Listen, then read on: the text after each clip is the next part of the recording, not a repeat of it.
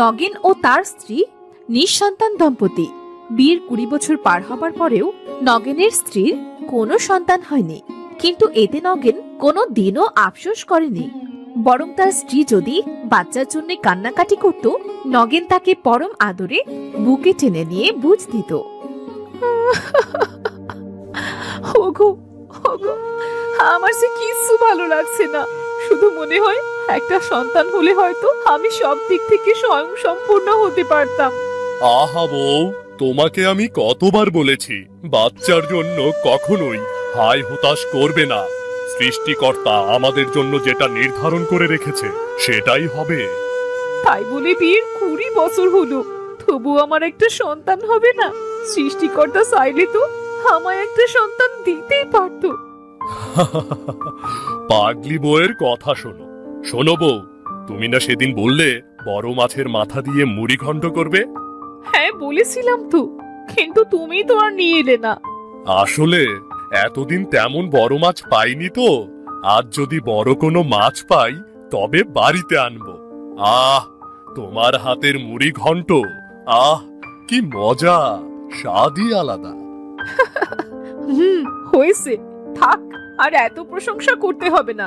ওই দেখো জাল, মাছ মেরে তাড়াতাড়ি বাড়ি ফিরো কিন্তু।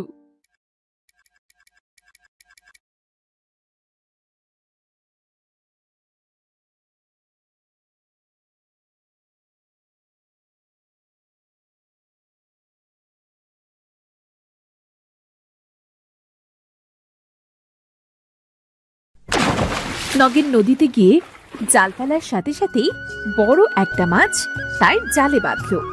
বাহ, চমৎকার! এত বছর ধরে মাছ ধরি, কখনো তো এত বড় মাছ আমার জালে বাঁধেনি। গিন্নি আমার শখ করে বড় মাছ খেতে চাইবার সাথে সাথেই এত বড় মাছ আমার জালে বাঁধলো। বাহ, আজ আর জাল ফেলবো না, যাই এই মাছটা নিয়ে বাড়িতে ফিরি। গিন্নি আমার দেখলে ভীষণ খুশি হবে।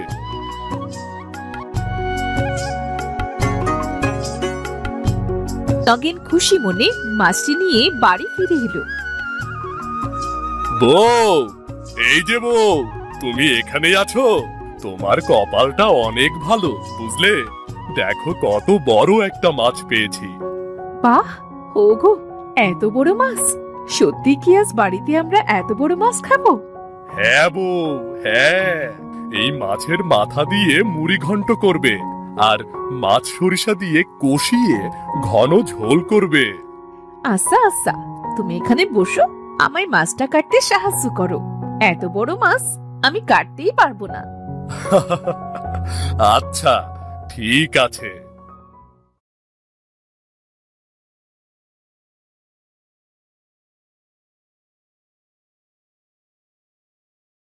কমলা মাছটি কাটতেই মাছের পেট থেকে কান্নার আওয়াজ শুনতে পেল। ওগো, এই দেখো না, মাছের পেটে কত সুন্দর একটা ফুটফুটে বাচ্চা। আরে তাই তো বউ, বাচ্চাটা তো খুব কান্না করছে। আগে বাচ্চাটিকে বের করো। কমলা বাচ্চাটিকে বের করে দেখে খুব সুন্দর একটা ফুটফুটে কন্যা। কমলা বাচ্চাটিকে পেয়ে খুব খুশি হলো। ওগো, দেখো দেখো, সৃষ্টিকর্তা আমার ঘর আলো করে একটা কন্যা দিয়েছে, একদম পরীর মতো দেখতে। গিন্নি, বাচ্চাটিকে দেখে তো আমি খুশিতে কথা বলার শক্তি হারিয়ে ফেলেছি গো। কিন্তু মাছের পেটে এতটুকু একটা বাচ্চা আসলো কিভাবে? সৃষ্টিকর্তা আমাদের বাচ্চাটি দেবে বলেই হয়তো মাছের পেটে দিয়ে তোমার জালে বাঁধিয়েছে। ওগো, আজ থেকে এই আমাদের সন্তান, আমাদের ঘর আলো করে এসেছে, তাই আজ থেকে ওর নাম আলো রাখলাম। গিন্নি, দেখো আমার আলো মা কেমন করে আঙ্গুল খাচ্ছে। আমি এক্ষুনি ওর জন্য দুধ আর কাপড় নিতে যাচ্ছি। তুমি ওর গাটা পরিষ্কার করে দাও।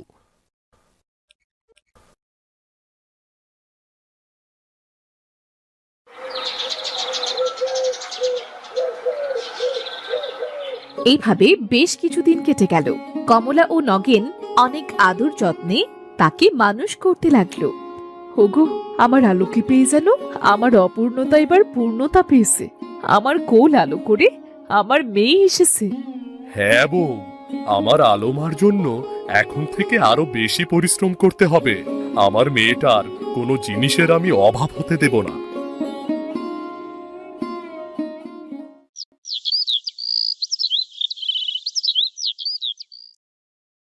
দেখতে দেখতে আলো আরো বেশ বড় হয়ে গেল।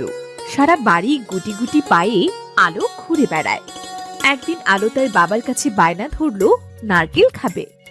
বাবা, ও বাবা, আমার নারকেল পেড়ে দাও না, আমার নারকেল খেতে খুব ইচ্ছে করে। আজ না রে মা, এখন তো প্রায় সন্ধে হয়ে গেছে। কাল তোর বাবাকে বলবো নারকেল পেড়ে দিতে, কেমন? না না মা, আমি এক্ষুনি নারকেল খাবো, না হলে আমি কিন্তু রাতে ভাত খাবো না, এই বলে দিলাম। আহা গিন্নি, ওকে বকো না। আমার ছোট্ট মাটা, তুমি এখানে দাঁড়াও, আমি এক্ষুনি নারকেল পেড়ে আনছি।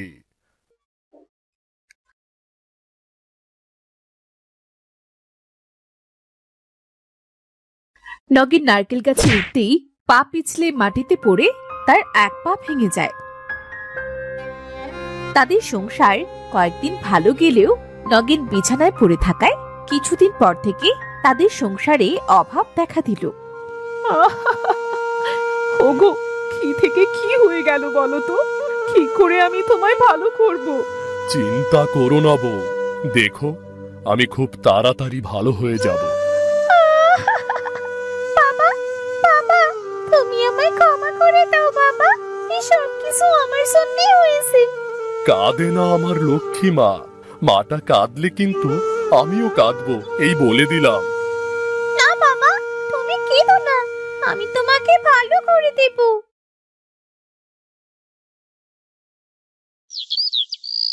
এইভাবে বেশ কিছুদিন কেটে গেল। আলোর বয়স 7 বছর পূর্ণ হলো। একদিন রাতে আলোর স্বপ্ন দেখল, মা মা আলো, তুই নিশ্চয়ই ভালো আছিস, তাই না? আমি ভালো নেই মা, আমার বাবা খুব অসুস্থ, বাবার জন্য আমার খুব মন খারাপ লাগে মা। ও তাই বুঝি? হ্যাঁ, কিন্তু তুমি কে? আমি পড়ি।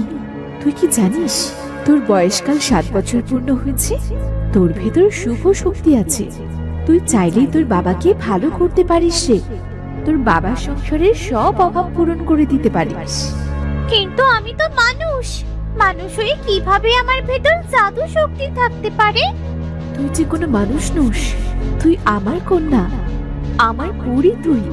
আমাদের পরিরাজ্যে সকল শিশু বাচ্চাদের মেরে ফেলেছিল, তাই যেদিন তুই জন্ম নিয়েছিস সেদিন আমি তোকে একটা মাছের পেটে রেখে সুরক্ষিত রাখার চেষ্টা করেছিলাম। নির্দিষ্ট সময় হলে আবার আমার কাছে ফিরিয়ে আনবো। এমন একটা স্বপ্ন দেখে আলোর ঘুম ভেঙে গেল। এই আমি কি স্বপ্নে দেখলাম?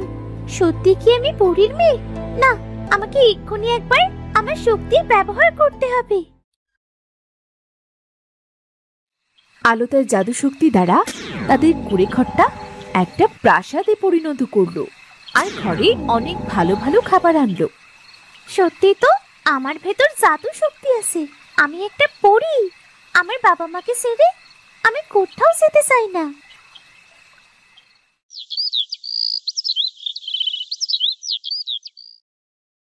পরদিন সকালে কমলা ঘুম থেকে উঠে দেখে তাদের কুড়ে ঘরটা একটা প্রাসাদ হয়ে গেছে আর ঘরের ভেতর নানান রকম খাবার। আরে এটা কিভাবে সম্ভব? আলো মা, ওগো ওগো, দেখে যাও আমাদের সাথে এগুলো হচ্ছেটা কি? ঘরে এত খাবার, এই প্রাসাদ, এগুলো এগুলো কিভাবে সম্ভব?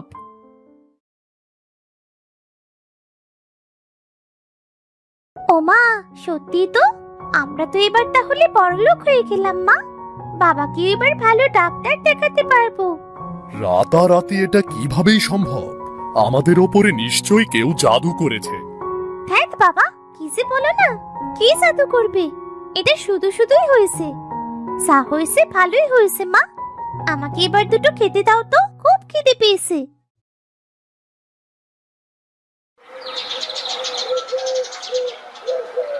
সেদিন রাতে যখন আলোর বাবা মা ঘুমিয়ে পড়ল, সে চুপি চুপি তাদের ঘরে এসে তার বাবার পায়ে হাত রাখতেই সারা ঘরে একটা উজ্জ্বল আলো জ্বলে উঠল।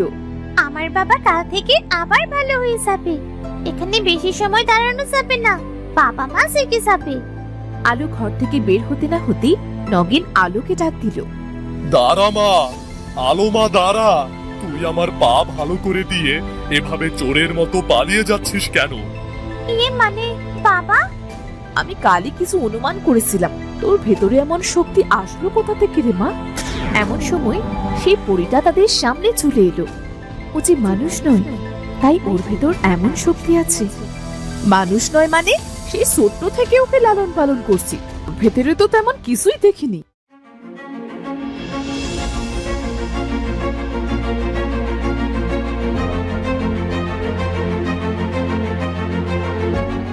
সব শুনলে তো তোমরা? এবার আমার মেয়েকে নিয়ে যাবার সময় হয়েছে। আমি তাকে আজ সাথে নিয়ে যাব। না না, ও আমার মেয়ে, ওকে ছাড়া আমি বাঁচবো না। দয়া করে আমার মেয়েটাকে ভিক্ষা দাও, নিও না, নিও না ওকে। তুমি আমার আসল মা, এটা যেমন সত্যি তেমনি এরাও আমার বাবা মা। তোমার থেকে আমার বাবা মাকে আমি বেশি ভালোবাসি, তাই তোমার সাথে আমি যেতে পারবো না। আমি আমার বাবা মার কাছেই থাকবো। কিন্তু আর কোনো কিন্তু নয়, আমি কিছু শুনতে চাই না।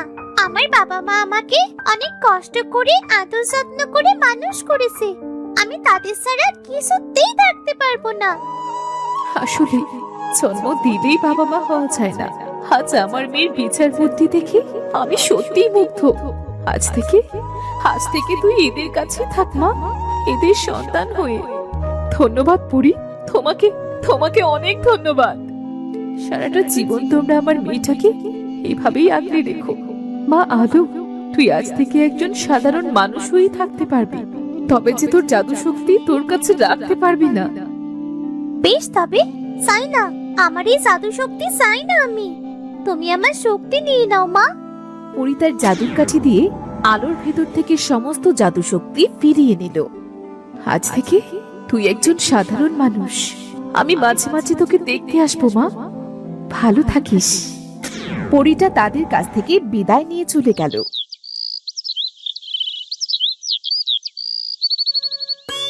এরপর থেকে আলো তার বাবা মায়ের সাথে অনেক আনন্দে দিন কাটাতে লাগলো।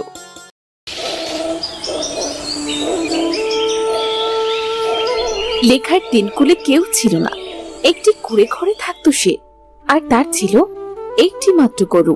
সেই গরুর দুধ বিক্রি করে কোন রকমে লেখার দিন কাটতো।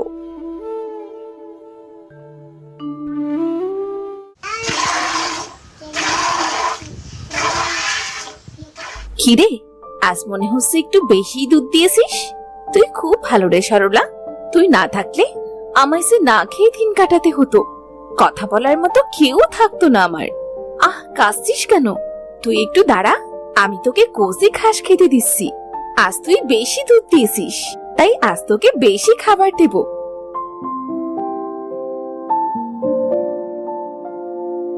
লেখা বেশ কিছু ঘাস এনে তার গরু সরলাকে খেতে দিল। সরলার চোখ দিয়ে তখনও পানি পড়ছিল। কাঁদিস না তো সরলা, আমি হয়তো তোকে ভালো খাবার দিতে পারি না, কিন্তু না খাইয়ে তো আর রাখি না। তুই এগুলো খেয়ে নে, আমি গ্রামে ঘুরে ঘুরে দুধগুলো বিক্রি করে আসি। লেখা দুধের বালতি নিয়ে গ্রামে বের হলো। লেখা গিয়ে একটি বড় বাড়ির দরজায় কড়া নাড়ল। দরজা খুলল এক খিটখিটে লোক। কি রে লেখা, সকালের চা কি আমি দুপুরে খেয়ে তারপর দোকানে যাব? সকাল সকাল আসতে পারিস না? কি আর করব বলুন, একা মানুষ, সব সামলে আসতে সময় লাগে। তারপর এতটা পথ ভারী বালতি হাতে আনতে হয়। তোর কাজের ফিরিস্তি শোনার আমার সময় নেই। দে তাড়াতাড়ি দুধ দিয়ে বিদায় হ। যদি কিছু টাকা দিতেন। আসলে সরলা, মানে আমার গরুর শরীরটা ভালো যাচ্ছে না। এক এক করে 20 কেজি দুধের টাকা পাওনা হয়ে গেছে। মাত্র তো 20 কেজি হয়েছে, 1 মণ তো হয়নি। এই গায়ের কেউ বলতে পারবে না মোহনলাল রায় কারো 2 টাকা মেরে খেয়েছে। তোর টাকাও হারিয়ে যাবে না, কদিন পর নিস। এখন যা।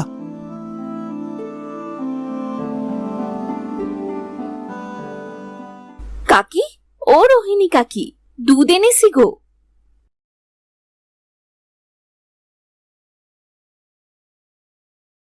আরে বাহ লেখা, আজ আমার অনেক দুধ লাগবে। আমার ভাই আর তার বউ বাচ্চা আসবে, পায়েস করব, দই পাতবো। এখানে 4 কেজির মতো আছে, হবে তোমার? হ্যাঁ হ্যাঁ, ওতেই হবে। তা কত দেব রে? তোমার যা ভালো মনে হয়। তুই একটু এখানে দাঁড়া লেখামা, আমি তোর জন্য টাকা আনছি আর দুধগুলো রেখে আসছি। তোর মুখটা অমন শুকনো কেন রে? মোহনলাল তোকে এখনো টাকা দেয়নি? না গো কাকি, সরলার শরীরটা ভালো যাচ্ছে না, কি যে করি। এত ধনী লোক হলে কি হবে? লোকটা যেমন খিটখিটে তেমনি ধাপ্পাবাজ, কারো টাকা কোনো দিন ফেরত দেয় না। জানি না তোর সাথে কি হবে। তুই একটু দাঁড়া, আমি আসছি।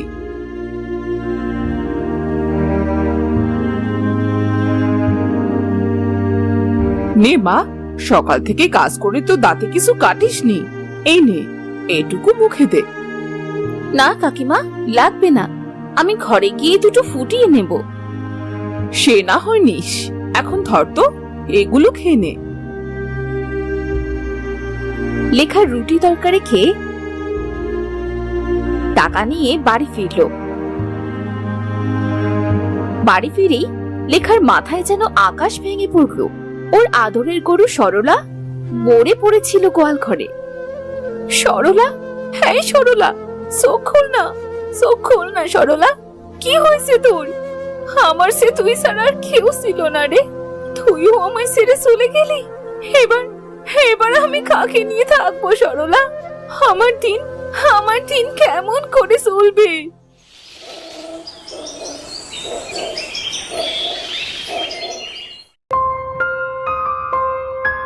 কিরে, তোর হাত খালি কেন? আমি সেই কখন থেকে তোর জন্য অপেক্ষা করছি। আমার গরুটা মারা গেছে, আমার পাওনা টাকাগুলো দিয়ে দিন। টাকা? কিসের টাকা? কোন টাকা পাস তুই আমার কাছে? দুধ না নিয়ে টাকা চাইতে এসেছিস? যা যা, দূর হ। পাবো না কেন? 20 দিনে আমি আপনাকে 20 কেজি দুধ দিয়েছি, সবাই দেখেছে, সকলেই জানে। আর একটা কথা বললে মোরলের কাছে ধরে নিয়ে যাব, ঘর পুড়িয়ে গ্রাম ছাড়া করব। মোরল আমার বড় আপনার লোক। যা যা, ভাগ। কথা না বাড়িয়ে সরলা কাঁদতে কাঁদতে রাস্তা দিয়ে আসছিল। তখন এক সাধু ওকে দেখে ওর কাছে এলো। এভাবে কেঁদো না মা, শোষণকারী যতই শক্তিশালী হোক, সৃষ্টিকর্তার কাছে সে তুচ্ছ। আমার সব শেষ হয়ে গেছে সাধু বাবা, আপনি তো সবই জানেন। আমাকে সেবার না খেয়ে মরতে হবে। রাখে ওপরওয়ালা তো মারে কে? তুমি আমার সাথে চলো, আমাদের আশ্রমে একটা গাভী আছে, তুমি ওর দায়িত্ব নাও। সত্যি বলছেন সাধু বাবা? বেশ, আমার গাভীর পরের সন্তানকে আমি আশ্রমের কাছে দান করে দেব। এ তো অতি উত্তম। অন্য কারো বিপদে তবে তাকে সাহায্য করা যাবে। এসো আমার সাথে।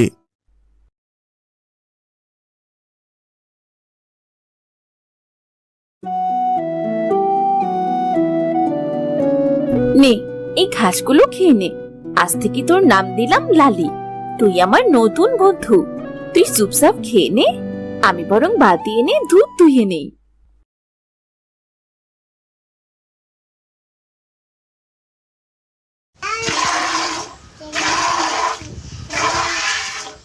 হায় হায়, এ কি হবে? এমন পাতলা দুধ যে খেয়েও নিতে চাইবে না। এবার আমি কি করব?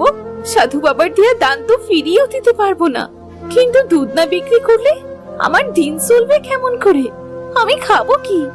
আর এই লালিকেই বা কি খেতে দেব? আমি বরং এই দুধগুলো নিয়ে সাধু বাবার কাছে যাই।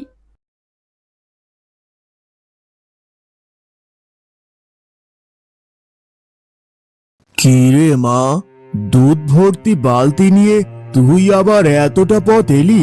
আবার কি কিছু হয়েছে? সাধু বাবা, এই গরুর দুধ তো এত পাতলা, একদম পানির মতো। এত পাতলা দুধ তো কেউ নেবে না। উল্টো দুধে পানি মেশানোর কথা বলে ওরা আমার বদনাম করবে। আমি এখন কি করব সাধু বাবা? কি বললি মা? দুধ পানির মতো পাতলা? তবে তো ভারী মজা। তুই এই দুধে মাছের চাষ কর, ভালো ফল পাবি। আপনিও আমায় বিদ্রুপ করছেন সাধু বাবা?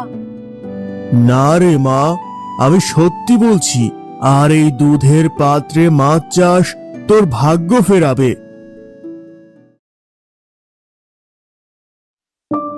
লেখা সেদিন পুকুরে স্নান করে আঁচলে থেকে কিছু মাছ নিয়ে এলো।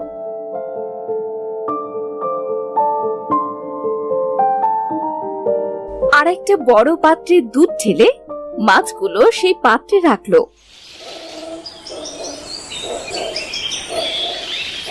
লেখা লালিকে খাবার দিল। মাছের পাত্রটি দেখে লেখা তো খুব অবাক হলো। আরে বাপরে, এত বড় বড় মাছ! সাধু বাবা তো ঠিকই বলেছিল। আমি বরং সময় নষ্ট না করে মাছগুলো নিয়ে বাজারে বিক্রি করে আসি।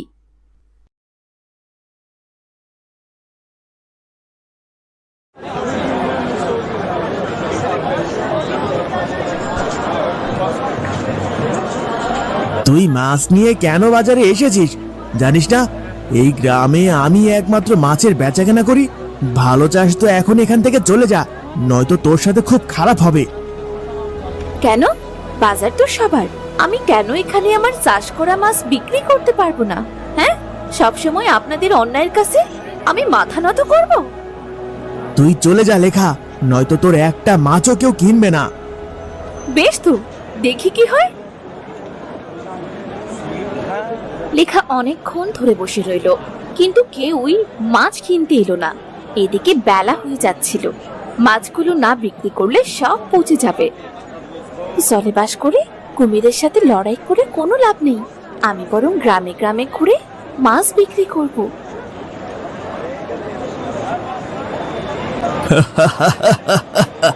দুদিনের যোগী এসেছে মোহনলালের সাথে পাল্লা দিতে। এমন ঝামা ঘষে দিয়েছি না, মাছ বেচার স্বাদ ঘুচে গেছে। অল্প দামে লেখা গ্রাম ঘুরে ঘুরে মাছ বিক্রি করতে শুরু করলো। ওর অনেক বেশি বিক্রি হলো।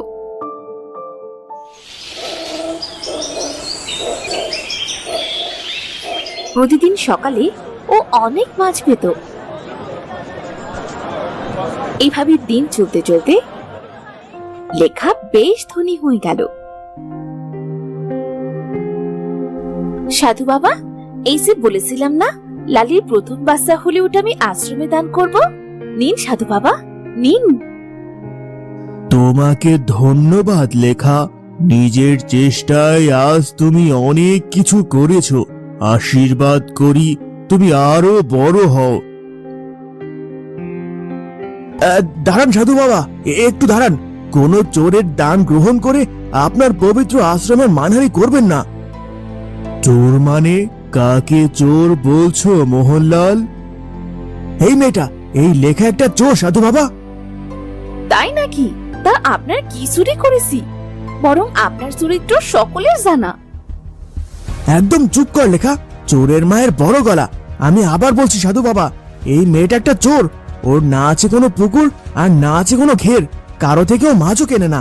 তাহলে ও যে এত মাছ বিক্রি করে বড়লোক হলো, এত মাছও কোথায় পায়? আমরা তো আর কেউ ঘাসে মুখ দিয়ে চলি না। চুপ করো মোহনলাল, কারো সম্পর্কে না জেনে কথা বলাও পাপ। লেখা ওর গোয়াল ঘরের এক কোণে ছোট্ট মাছের ঘের করেছে, ওখান থেকেই টাটকা মাছ বিক্রি করে। আর ওকে মাছ চাষের পরামর্শ দিয়েছি আমি। ছোট্ট ঘেরে এত মাছ? আমি আজই মোরলের কাছে ওর নামে বিচার দেব, আর ওর সাথে হাত মেলানোর জন্য আপনাকেও দেখে নেব। শান্ত হও, মোরলের নাম ভাঙিয়ে আর কত মিথ্যা বলবে? কাল তো আশ্রমের প্রতিষ্ঠা বার্ষিকী, মোরল মশাই আসবেন, তখন না হয় তোমার ব্যাপারে আমি বলবো। না না না না না না, ক্ষমা করবেন সাধু বাবা, আমি আর কারো সম্পর্কে কিচ্ছু বলবো না। আমি এখনই চলে যাচ্ছি। ও সাধু বাবা, আমি বলছিলাম যে কাল আমার চাষ করা মাছ দিয়ে গ্রামের সকলেই আশ্রমে পাত পেরে খেয়ে যাবে। আর চলি সাধু বাবা। যাও, সাবধানে থেকো। বিধাতা তোমাকে 2 হাত ভরে দিয়েছেন, এবার সুন্দর করে জীবন কাটাও। হ্যাঁ সাধু বাবা, গোয়ালিনী লেখার মাস যেন এক অবাক বিষয়। আর সরি, কাল আবার আসবো।